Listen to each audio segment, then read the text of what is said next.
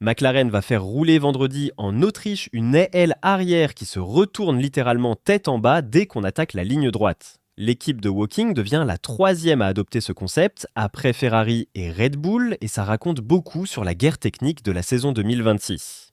Pour comprendre l'idée, il faut partir d'un dilemme aussi vieux que la Formule 1. Une grosse aile arrière vous colle au sol dans les virages, mais elle vous freine dans les longues lignes droites parce qu'elle brasse énormément d'air. Et c'est exactement ce que cette aile vient résoudre. En mode aérodynamique active, sur les portions rapides, la partie haute du volet bascule et se retrouve à l'envers, ce qui ouvre une fenêtre beaucoup plus large pour que l'air s'échappe. Moins d'appui, beaucoup moins de traînée, donc plus de vitesse de pointe, sans sacrifier l'appui là où vous en avez vraiment besoin. C'est Ferrari qui a dégainé en premier.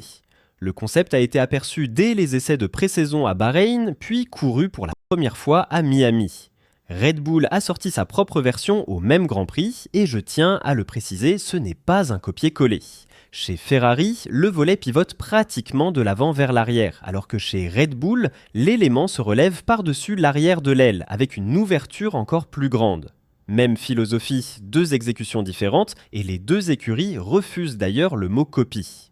Et si vous aimez décortiquer ces batailles techniques avec moi, lâchez un like et abonnez-vous à Pitwall Media, ça m'aide énormément à continuer ces analyses. Côté McLaren, restons précis parce que l'emballement va vite. Le directeur technique Neil Houlday a confirmé une aile expérimentale qui tournera tout le vendredi et il a tout de suite calmé le jeu en expliquant qu'il était peu probable de la voir en course avant plus tard dans la saison. Autrement dit, c'est une évaluation, pas une évolution de course. Elle s'accompagne de petites retouches autour des trains arrière de la MCL 40 et selon les mots de Houlday, le package global est plus léger que leurs récentes mises à jour.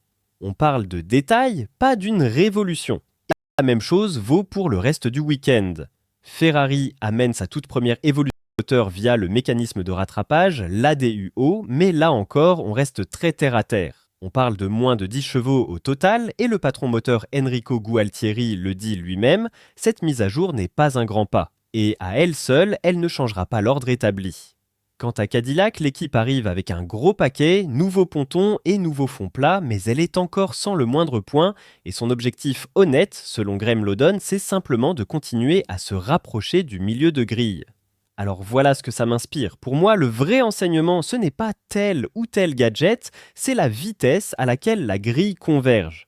Une idée géniale de Ferrari est copiée par deux rivaux en quelques courses, et ça confirme ce que je vous répète depuis le début de saison, le titre constructeur ne se jouera pas sur une trouvaille, mais sur le rythme de développement. Et n'oubliez pas le contexte, McLaren reste troisième au championnat, loin derrière Mercedes et Ferrari. Cette aile, ce n'est pas un missile, c'est un pari posé pour rester dans la course au développement.